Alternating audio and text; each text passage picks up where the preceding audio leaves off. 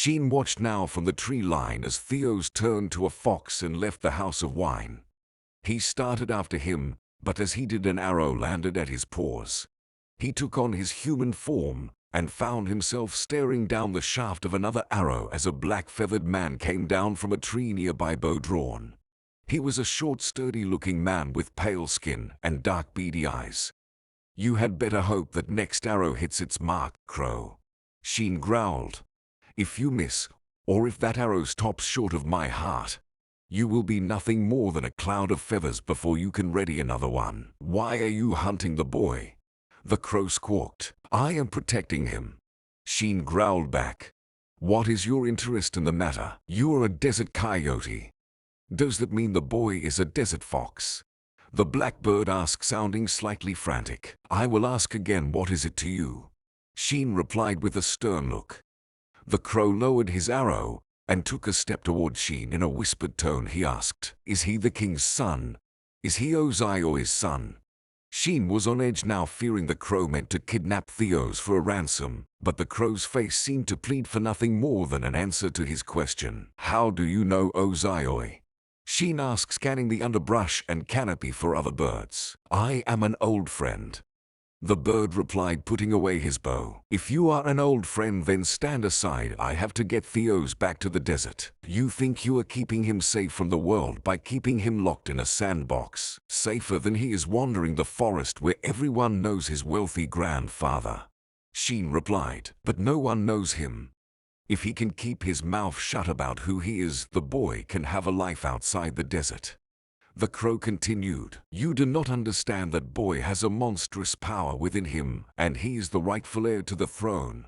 I have to take him back," Sheen protested. "And what will you do when he runs away again or loses control of that power? Imprison him?" "No, we will confine him to the desert." Sheen hated the idea, but it was the only one he had at the moment. A large cage is still a cage. What kind of king will he be if all he knows is sand? Or if you have to hold him against his will? I know you have a country to think about, but for a moment, Coyote, think about the boy. Is that the life Ozio would have wanted for her son? Sheen stopped and thought of the last time he saw Ozio alive. "What would you have me do?" Sheen growled, losing his patience. "Let me care for the boy. Let him learn what it is to live a common life before he learns to rule. Then when he is ready and of age, he can return to the desert of his own free will." Sheen thought again about his queen and how she had raised her boys.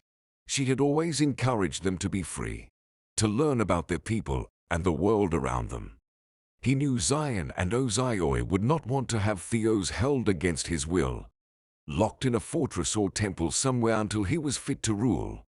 Moreover, he knew that Teddy was right. Theos was a loose cannon, and if he lost control, that might be the straw that breaks the desert union. "What is your name, Crow?" Sheen barked. "Sam," the crow replied. "Sam, I hold you personally responsible for his safety."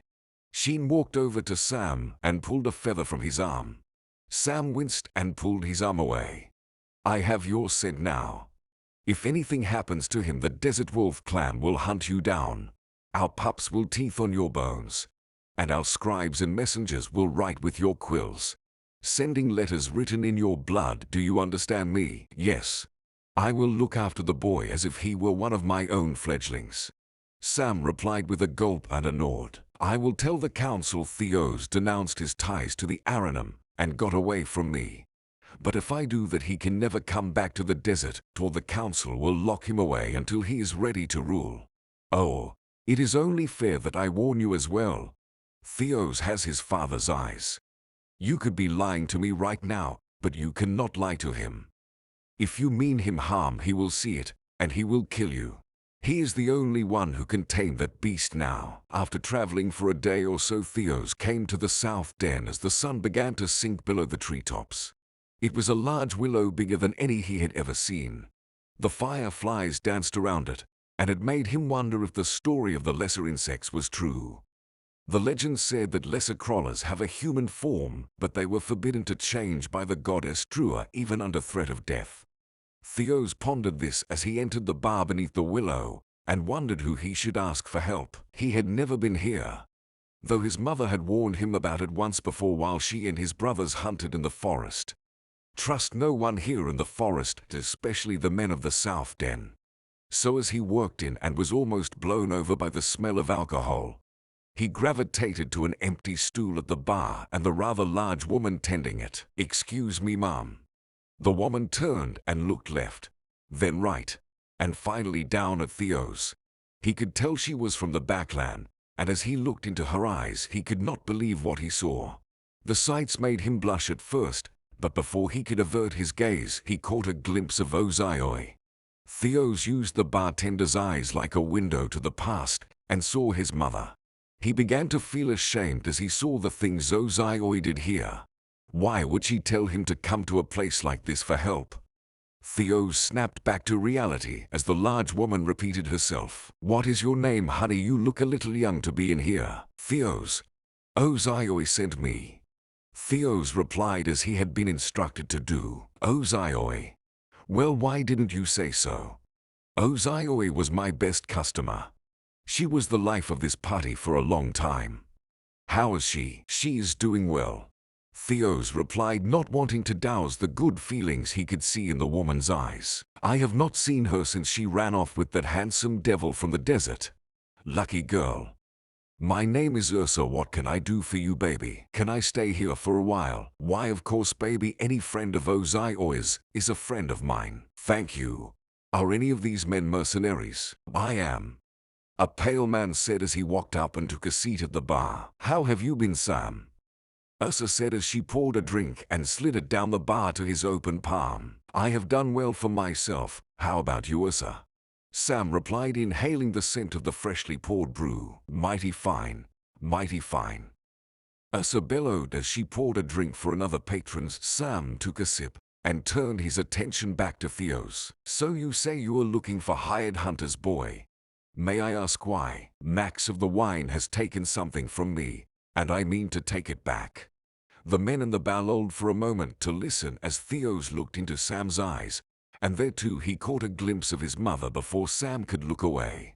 Sam looked over Theo's head and scanned the bar, making sure no one would cause them trouble before returning his attention to the young fox. "Keep your voice down, boy.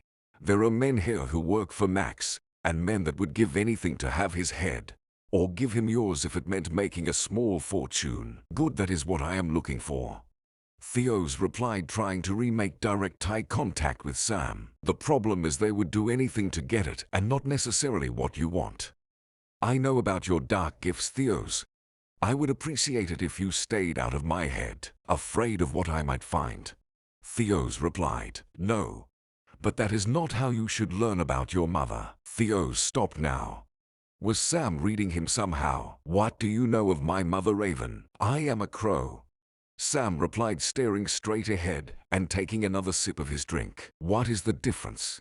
Theos snapped back. "Never trust a raven," Sam replied. "My father was a raven. He left my mother swearing he would come back. He never did, and my mother left me and my brothers to die. It was your mother who found us. She ate my brothers, mind you. But she spared me, and be it out of guilt or the kindness of her heart, we became friends." He paused for a moment and took a drink.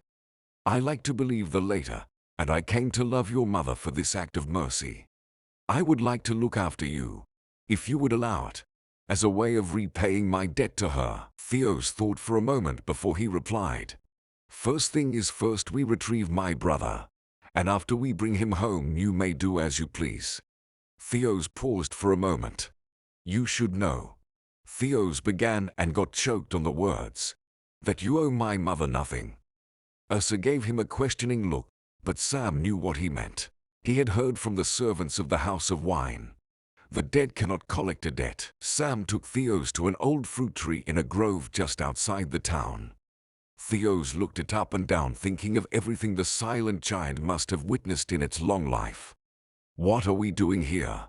he asked as he smelled the air for danger. "Getting into the House of Wine. There is a tunnel under this tree that your mother dug to get out of the house. It is also how we used to borrow money from Max," Sam said with a grin. The roots of the tree were wrapped around a rock on the west side. Sam bent down and removed the rock, being especially careful not to break the roots. We will wait in this tunnel until morning. Then you will follow the tunnel into the house and retrieve your brother. It comes out in the wine cellar. From there you should be able to find your brother. From the other side the tunnel looks like nothing more than a drain. The water was perfect for washing away scents as you left and entered the house. Theos went inside and Sam put the rock back behind them. She was brilliant, your mother. She had a real knack for thieving, and the quickest wit of any woman I have ever met. So my mother was a thief and a vixen. Is that why she was so good at the shadow art? No, Sam replied, almost gritting his teeth at Theos's disrespect. She learned so that she could teach me. The thieving, drinking, and late nights with strange men came after. Aren't all crows born members of the Brotherhood of Black Feathers, like the buzzards of the desert? Why would my mother have to teach you the art of shadows? You are a member of the Brotherhood if you are born into a clan of black feathers, that is true. But my parents abandoned me, so I am sure you understand why I am not fond of my own kind. Still, your mother thought I should know the art of my kin, so we learned it together. She was a fox who fought like a crow. A skilled hunter here on the moonless nights in the forest. Was she respected? Theos asked, now curling up for sleep. Not by your grandfather, or anyone of consequence. But she was a legend, and a hero to the common folk of the forest. She was kind and caring, sympathetic to any plea. And when she drank, Theos interrupted, thinking of the things he saw in Ursa's eyes. Some may have called her a vixen because she seemed to live in the South Den. But your mother was a woman to be both feared and respected. She could have had any man in the forest that she wanted, and she chose your father. Theos could see the regret in Sam's eyes, and he realized he was more than an old friend. And I would count your father as her only equal. If she was so great, why did my grandfather hate her so? Because she turned down the life of privilege and coin that he offered her. She saw your grandfather for what he is. A man who chooses his wealth and power over the people who made him wealthy. She was as ashamed of him as he was of her.